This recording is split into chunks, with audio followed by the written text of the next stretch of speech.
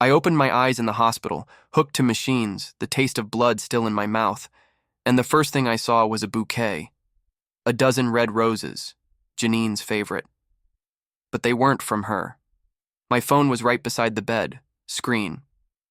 Still cracked from the accident. I picked it up with trembling fingers and saw a notification. It was a photo.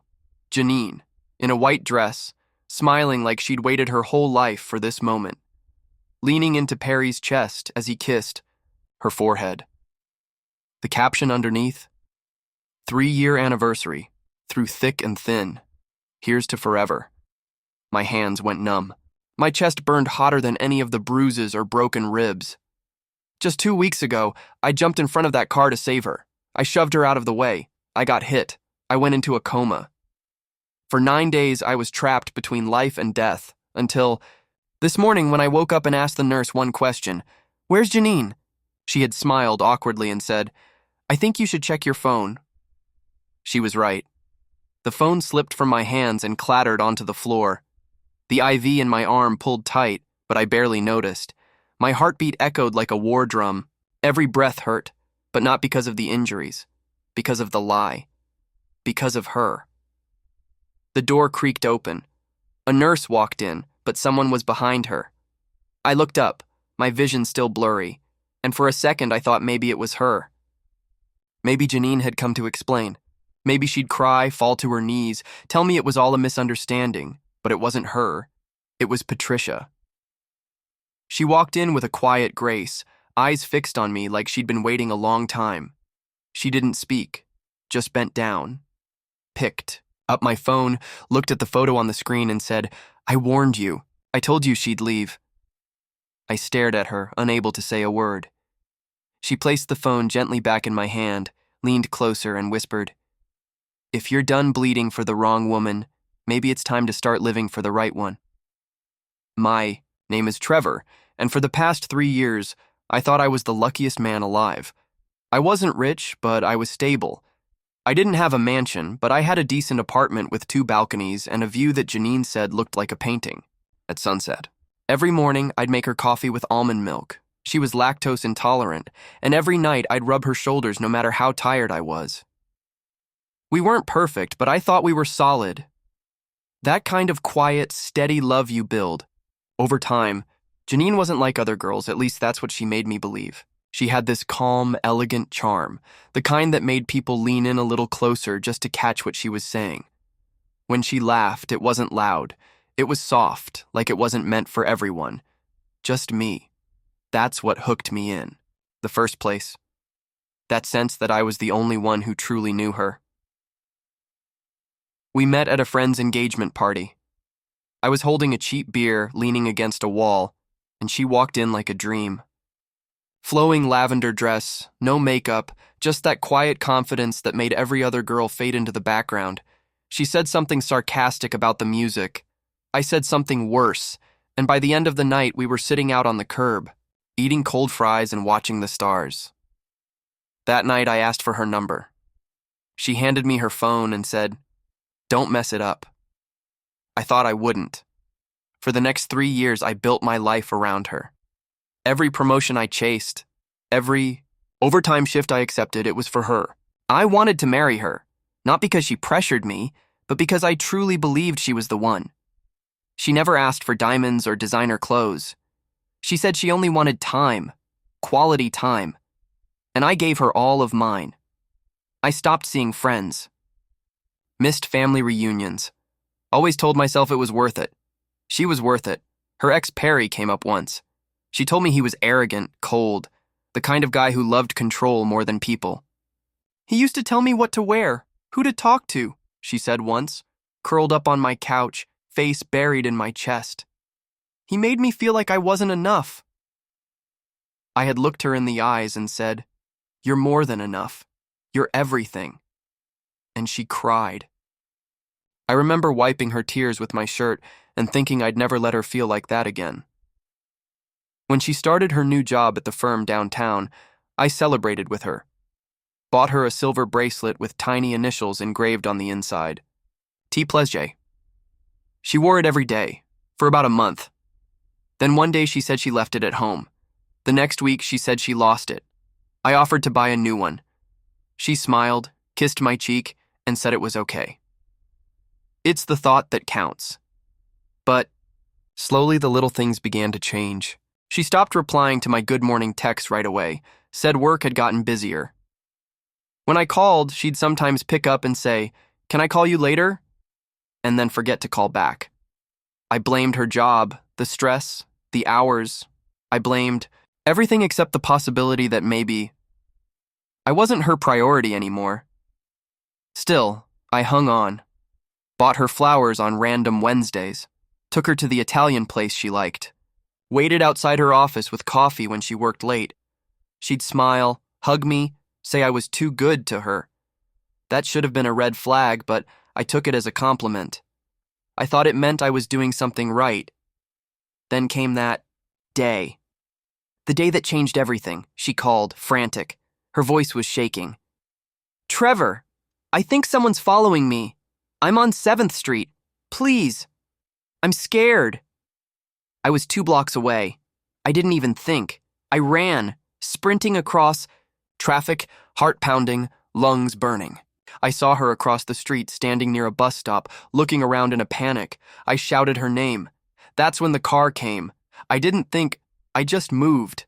I pushed her out of the way, and the next thing I remember is pain, screeching tires, darkness, sirens, then nothing.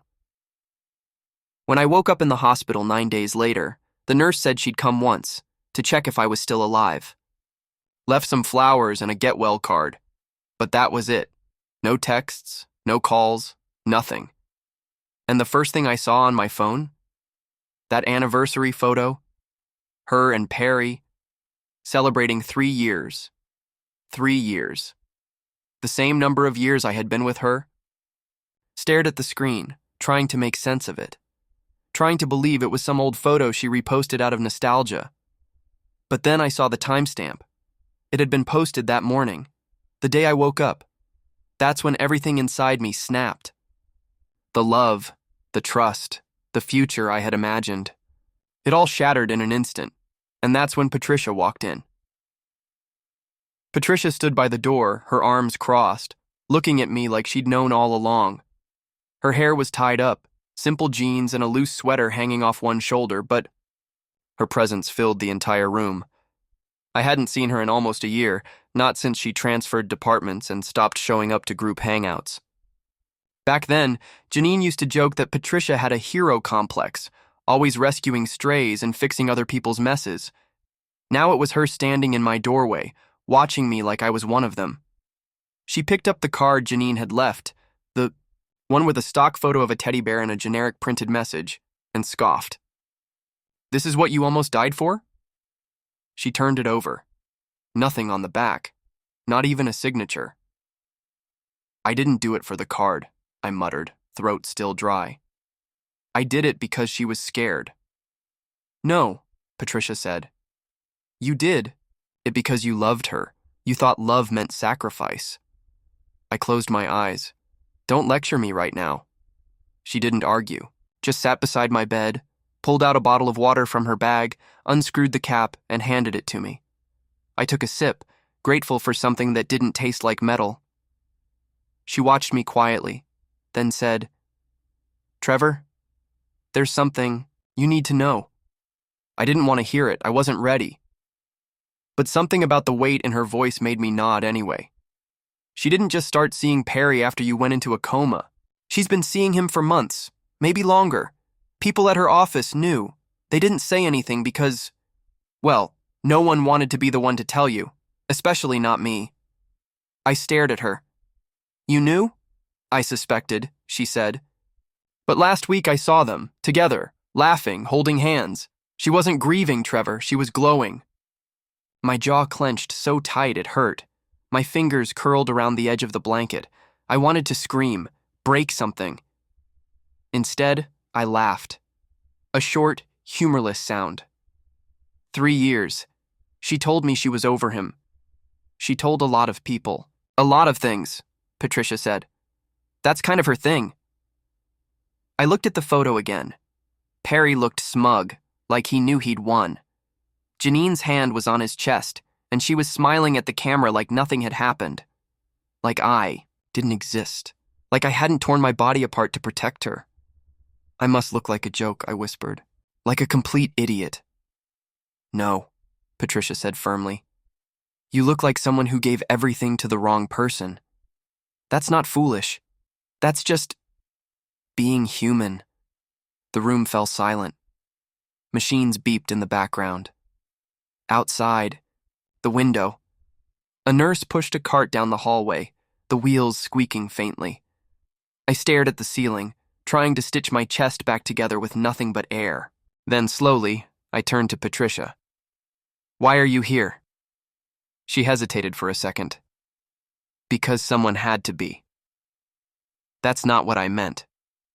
She looked away. Because I never thought she deserved you.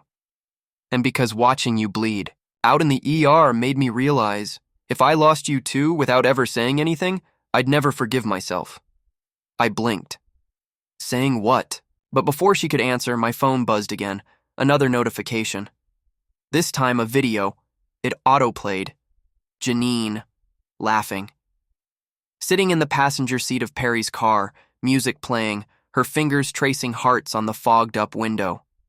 Perry turned the camera toward himself and said, Look who finally came home. My stomach twisted. She had posted it publicly. No shame, no hesitation. Patricia stood up. Turn it off, Trevor. Don't do this to yourself. I didn't. I watched the whole thing, every second. When it ended, I dropped the phone on the tray beside me. My hands were shaking. She moved on so fast, I murmured. Was I really that easy to replace? Patricia stepped closer, lowered her voice. She didn't move on. She just went back to what was convenient. What's familiar? That's not love. That's fear. I met her eyes. And what do you call this? I gestured around the room. Me lying here while she's out there celebrating a relationship she swore she hated? She looked straight at me. I call it betrayal. And the worst part is, you still think it's your fault. The door creaked open again. A nurse entered. Cheerful voice announcing, We'll be moving you to a private room this evening. Your vitals are improving. I nodded absently. She adjusted my IV, took some notes, and left. As the door shut behind her, Patricia exhaled. You don't have to decide anything right now, but when you do, just promise me you won't waste another second on someone who would have let you die if it meant keeping her secrets. I didn't answer, because I wasn't sure what scared me more, Janine's betrayal, or the way Patricia's words were beginning to feel like the truth. The following days blurred into one long stretch of silence and sterile hospital light.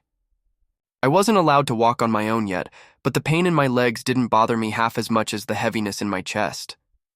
Not from the injuries. Those would heal. It was the way I kept replaying her voice in my head, the way she'd once said, You're my safe place. Safe place. What kind of person says that, then vanishes the second things get hard? What kind of woman lets another man hold her while the one who took the hit for her is still learning to breathe without coughing up blood? Every time I closed my eyes, I'd see her at our favorite coffee shop, dancing barefoot in the living room, laughing at stupid movies. And right when I'd start to smile, the memory would twist, her face would shift. Her body would lean into Perry's, and I'd remember the photo, the way her hand clung to his suit, the way she looked so happy. I kept wondering, was she happy the whole time? Even when I was bringing her soup when she was sick? When I waited, 2 hours in the rain just to surprise her outside work? Was I just a placeholder? A backup plan? There were no answers, only pain. That quiet, biting kind that settles in your bones. Patricia came every day. She never stayed too long, never asked too many questions. She brought me books, snacks, sometimes just sat by the window flipping through magazines without saying a word. It helped, more than I expected. But even with her around, my mind drifted. I started thinking about all the moments I ignored my instincts, like when Janine stopped wearing the bracelet I gave her, or when she turned her phone face down every time we were together, or the way she suddenly started going silent for hours at a time, always with a flimsy excuse about meetings running late. I wanted so badly to believe her that I made excuses on her behalf. I convinced myself that love meant trust, but love doesn't mean ignoring red flags until they turn into alarms. One afternoon, Patricia caught me staring out the window, jaw clenched. She said, "You're allowed to be angry, Trevor." I looked at her. Am I? I keep asking myself what I did wrong.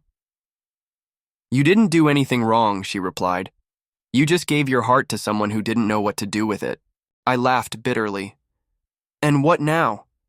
Do I just erase everything we had?" Patricia stood, walked to the foot of the bed and said, "You don't have to erase anything, but you don't have to live in it either. Just because it was real for you doesn't mean it wasn't fake for her." Those words settled in my gut like stones. That night, I couldn't sleep. I stared at the ceiling and whispered her name once, just to see if it still held power over me. It did, and I hated it. 3 a.m. The hospital halls were quiet. Machines beeped in the distance. I opened my messages. Nothing from her. But I scrolled through old texts, rereading them. Little "I miss you" notes. Photos of her food with captions like, "Your cooking is still better." Voice notes where she laughed between sentences. I should have deleted them. I didn't. Because some twisted part of me still wanted to believe that maybe she was confused. Maybe she regretted it. Maybe I'd wake up tomorrow and she'd be sitting beside me crying, asking for forgiveness. But she never came. Perry did. 2 days later, while Patricia was grabbing coffee, he walked into the room unannounced. Designer, suit, polished shoes. The same smugness I remembered from the photo. He looked around like he was stepping into a charity project, then said, "Heard you woke up." I stared at him, unsure if I was dreaming or if the morphine was playing tricks. On me, he walked closer. "Look, what happened between you and Janine, that's between you two, but I just wanted to say there's no hard feelings." I blinked. "Hard feelings?" He smiled. "She was yours. Now she's mine. Things change." That was when I saw the way he looked at me. Not like a rival, like a loser. Like a man who'd won the girl and was gracious enough to check in on the guy who lost her. He leaned in slightly. "You shouldn't take it personally. She just realized what she really wanted." Before I could stop myself, I said, "And what's that?" "A liar in a nicer suit." His smirk faltered for a second, but he recovered. "You're angry. I get it. But she's not coming back. You should stop waiting." He turned and walked out, without another word. That was the moment I realized something I hadn't dared to accept before. She had chosen him, not by accident, not by confusion, not out of pity or guilt. She chose him. While I was unconscious, she made her decision, and I had to make mine. I wasn't going to waste my pain anymore. Not on her, not on the past, not on the hollow version of love I'd convinced myself was real. When Patricia returned, she took one look at me and stopped. "What happened?" I looked up at her, calm, clear. "I'm done being sad," I said. And for the first time in days, I actually meant it. The following morning, the doctor came in with my discharge papers. After nearly 3 weeks in that room, I was finally going home. Patricia offered to help me pack, but I could tell something was on her mind. She kept glancing at her phone, biting her lip, pretending to fold and unfold the same t-shirt in my bag. I narrowed my eyes. "What is it?" She paused, lowered her hands, then handed me her phone. "You need to see this." It was a new post. Janine's social media, again. She'd never made it private. Maybe she wanted me to see. Maybe she didn't care if I did. But this one was different. She was in a white dress. Not a wedding gown exactly, but something close. Elegant, fitted, and she was standing under an arch of flowers. Perry stood beside her, wearing a navy blue tux, grinning like he'd won the lottery. The caption read, Forever began the moment I stopped looking backward. Thousands of likes, hundreds of comments congratulating them. Someone even tagged me under the post. I read the caption again and again. She wasn't just with him, she was marrying him. 3 weeks after I almost died saving her, she was announcing a wedding. No explanation, no closure, no shame. I dropped the phone. Patricia flinched at the sound. I couldn't speak, couldn't breathe. I just sat there, heart pounding so hard it hurt, vision tunneling like the hospital walls were collapsing in on me. She didn't wait. She didn't hesitate. She didn't even pretend to grieve. Patricia sat beside me, not saying anything, just placing a hand gently on mine. I didn't pull away. I couldn't move. All I could think was, did she plan this? Had she already been planning to marry him? Was I just an obstacle? A loose end that needed tying before her new life could begin? And then something even colder settled into me. Maybe the car that hit me wasn't just a freak accident. I turned to Patricia slowly. You said she called me scared. Said someone was following her. She nodded. Yeah. But when the car hit me, it didn't swerve. It sped up, straight into me. Patricia looked confused. Trevor, what if she lured me there? I whispered. What if she needed me gone? Patricia's eyes widened. Trevor, no. That's not... She wouldn't she? I snapped louder than I meant to. She vanished after it happened, left me bleeding, ignored my messages, celebrated an anniversary. And now she's getting married while I'm still recovering? Patricia's voice dropped. I get it. You're hurt. But you can't start thinking like that. I have to think like that. Because if I don't, then I have to believe she loved me and still did all this. Which is worse. The room fell into a tense silence. Patricia finally said, whether it was an accident or not, she made her choice. And now you need to make yours. I stared at the wall, fists clenched. I wanted revenge. I wanted her to feel what I felt. To be blindsided, broken, to wake up in a world where everything she believed was real turned out to be a lie. And in that moment, an idea started forming, a dangerous one. Because if she thought she could move on like I never existed, maybe it was time I did the same, but on my terms, let her watch, let her feel it. And just like that, my next step became crystal clear. Let the game begin. It started with a single invitation, a glossy envelope, hand-delivered by courier, addressed to Mr. Trevor Lane. I knew what it was before I even opened it, Janine's wedding. Inside was the invite, tastefully minimalist, her name scrawled in elegant gold, Perry's name underneath like a smug little trophy, the date set for the coming Saturday. The location? The same hotel ballroom we had once toured together, back when we were still dreaming of someday. Back when I was still enough. The irony made my stomach turn.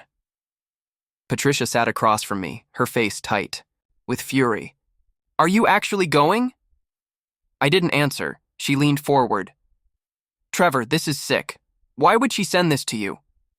I stared at the invitation. Because she wants me to see her happy, wants me to know she's moved on, that she won. Patricia scoffed. Moved on from you? You literally almost died protecting her. What did he ever do for her? I smiled faintly. He let her choose him. That's all it takes sometimes. She opened her mouth to protest, but I raised a hand. I'm going. Her eyes widened. What? I'm not going there to cry, Patricia. I'm going to show her something. Show her what? I looked her straight in the eyes. That I didn't break. Saturday arrived too quickly. I wore the black suit Janine once said made me look dangerously sharp. Polished shoes. Cufflinks I hadn't worn since my last promotion ceremony. A tie the same deep red as the lipstick she used to wear when she wanted all eyes on her. But I didn't walk in alone. Patricia walked beside me, hair curled and pinned, floor-length navy gown that shimmered under the chandeliers, heels clicking softly as we entered the venue. The moment we stepped in, the crowd shifted. Heads turned. Whispers followed. Because they all knew. Everyone had heard about the accident, about the betrayal, about Janine's sudden switch. They hadn't expected me to come, and they definitely hadn't expected me to bring someone like Patricia. We weren't pretending. We didn't have to. She held my hand like she'd done it forever, looked at me like no one else in the room mattered. Every time I turned to her, she smiled, not like she was putting on a show, but like I was the only person she saw, and maybe I was. The ceremony hadn't started yet. Guests were still mingling. Waiters passed out champagne. And then I saw her, Janine. Standing under the arch, rehearsing her walk, her dress a cloud of ivory and arrogance. Perry hovered beside her, grinning for the cameras, tugging at his cuffs, like he hadn't just stolen someone else's future. Janine turned, her eyes locked onto mine, and just like that, everything stopped. She didn't smile. Didn't wave, just stood frozen, her mouth slightly parted, like she'd seen a ghost. I didn't blink. I didn't look away. Patricia squeezed my hand gently. I leaned in, whispered in her ear, and she giggled, loud enough for Janine to hear. That's when she moved. She marched across the room, her heels clicking like gunshots on marble, stopping just a foot from us. Her voice was tight. You shouldn't be here. I tilted my head. But I was invited. You sent it. She hesitated. I didn't think you'd actually come. Why not? I said softly. It's not every day you get to witness someone rewrite history. Janine's jaw clenched. Trevor? But Patricia stepped in, her voice silky. Oh, don't worry.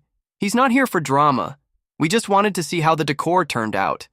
You picked the place we planned after all. Janine's gaze snapped to her. And you? Why are you here? Patricia smiled sweetly. To return the favor. You posted your happiness online. I thought it was only fair we brought ours in person. I watched Janine's expression flicker. Rage, confusion, something close to panic. Is this a joke to you? She snapped. Are you using her to get back at me? That hit harder than I expected. Before I could respond, Patricia stepped closer. Don't flatter yourself, Janine. He doesn't need to use anyone. You gave him nothing to fight for. I didn't. Janine flinched like she'd been slapped. You don't know what we had. I cut her off. I know exactly what we had. I remember every second of it. The way you said I love you like a promise. The way you said you'd... Wait, the way you vanished before the blood even dried. She swallowed hard. I was scared. No, I said coldly. You were finished, and you didn't even have the decency to say it to my face. Perry arrived then, placing a hand on Janine's waist. Everything okay here? I looked him up and down. Perfect. You're just in time. He frowned. In time for what? I reached into my jacket pocket and pulled out the folded photo, the one I had printed the night before. Me. In the hospital bed. Pale, tubes in my arms, eyes closed. The caption, the man who took the hit, while she planned the honeymoon. Handed it to him. You might want to frame this. It's part of your origin story now. Perry stared at it, his face turning white. You're a child, he muttered. And you're a footnote, I replied. Janine's hands trembled. You really came just to humiliate me? No, I said. I came to say thank you. She blinked. What? Thank you for breaking me. Because without that, I wouldn't have known who was real. I wouldn't have known what love isn't. You didn't ruin me, Janine. You freed me. Patricia touched my arm gently. Let's go. I turned to leave, but Janine's voice cracked behind me. Trevor, do you still love me? I paused. For a second, my chest tightened. Then I turned halfway, just enough for her to see the truth in my eyes. No, I said. I love the version of you I created in my head, not the woman standing in front of me. And with that, I walked out, hand in hand with the woman who chose to stay. No cameras, no audience, just the sound of silence behind us, and the weight of everything I'd finally let go. The wedding hall grew smaller behind me with every step I took, but the sting of Janine's final question still echoed in my ears. Do you still love me? Maybe in another lifetime, I would have said yes. Maybe I would have rushed back, apologized for things I hadn't even done, and begged her to come home. But that Trevor was gone. Buried beneath every lie, every betrayal, every silent night in the hospital wondering if I'd ever been enough. Now I knew better.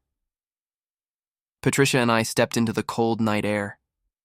A soft breeze rustled her dress, and when I looked at her, I didn't see the rebound I once feared she might become. I saw the woman who sat beside me when my body was broken, the woman who never flinched when I couldn't sleep, couldn't speak, couldn't even pretend to be okay. She never needed to be loved out loud, but she loved me anyway. That night, we didn't go home. We booked a rooftop dinner at the very hotel Janine had just rented out for her wedding. Not because we were trying to be seen, but because I didn't want to feel like I had to avoid places anymore. Not the ballroom, not the streets, not the past. Over dinner, Patricia smiled as she tapped her glass gently against mine. To closure, she said softly. I hesitated, then smiled. To finally closing the door. But fate had other plans. Just as dessert arrived, a server came to our table, eyes wide. There's, someone asking to see you downstairs. I frowned. Who? She said her name is Janine. Patricia sighed, setting her fork down. Of course she did. I stood. I'll handle it, she nodded. Want me to come? I kissed her cheek gently. I've got it. When I stepped into the lobby, I found Janine pacing near the elevators. Her makeup was smeared, her dress wrinkled, bouquet long abandoned. She looked nothing like the glowing bride she had been hours ago. She turned when she saw me, eyes frantic. Trevor! I didn't speak. She stepped closer. I had to see you again. Please, just for a minute. I folded my arms. What do you want? She looked lost. I don't know. After you left, I couldn't breathe. Everything you said, it kept replaying in my head. And then I looked at Perry, and I saw it. The difference. The silence. The emptiness. I thought, he was the one because he chose me when you were too busy always putting others first. But I realized tonight, he didn't choose me. He just took what you left behind. I narrowed my eyes. That sounds like a you problem. She flinched. I made a mistake. I laughed bitterly. You made a choice. I didn't mean to hurt you. I stepped closer, my voice low. You left me in a hospital bed. You didn't just hurt me. You buried me. And now you want what? Forgiveness? Another shot? Because you're scared he's not who you thought he was? She shook, her head trembling. I'm not asking for anything. I just wanted you to know. I remember everything, too. The good, the warmth, the quiet mornings. I know I threw it all away. But I swear, Trevor, I never stopped loving you. That was when I smiled. Not the smile she remembered. Not the one filled with affection. This one was cold, final. I pulled my phone from my pocket and held it up. She went pale. You knew I was coming tonight, I said. You invited me. And still, you broke. Just now, all of this? That was your real wedding. Gift. She stared, confused. What are you talking about? I stepped forward until we were only inches apart. There's a live stream running. Say hi. She gasped, glancing wildly around for cameras. You're bluffing. I turned the screen toward her. She watched herself on screen. Her tear-stained face, her shaking hands, her confession. And the thousands of viewers watching it unfold in real time. The ex-fiancé who left her man in the hospital, now begging for a second chance. A public spectacle. My revenge? letting the world see her as she truly was, without the filters, without the captions, without the lies. She stumbled back, voice cracking. You planned this? I nodded. From the moment I opened your invitation. Her breath caught. You humiliated me. No, I said. You did that to yourself. She blinked rapidly. Please, turn it off. Please, Trevor. I leaned in. You didn't ask me when you posted your little anniversary photo while I was still unconscious. You didn't care then. Why should I now? She sobbed, sinking onto the marble floor. You don't understand. He's gone. Perry's gone. He left as soon as you did. I raised an eyebrow. And you're surprised? He was never staying for you. He was staying to beat me. And once he lost interest. She covered her face. I have nothing left. I crouched beside her, whispered just loud enough for the stream to catch. Now you know how it feels. Then I stood, turned off the stream, and walked away. Back upstairs, Patricia waited. She looked at me calmly. All good? I took her hand and kissed it. Better than good. She smiled, then leaned against me. Was it worth it? I looked out the window, where the city glowed beneath. Us endless and alive, not for her, I said. But for me, it was everything. Months passed. The video of Janine's breakdown spread like wildfire. People who once envied her picture-perfect life now saw the cracks. Perry disappeared from social media altogether. Rumors swirled, and Janine? She vanished into obscurity, silenced by her own choices. Me?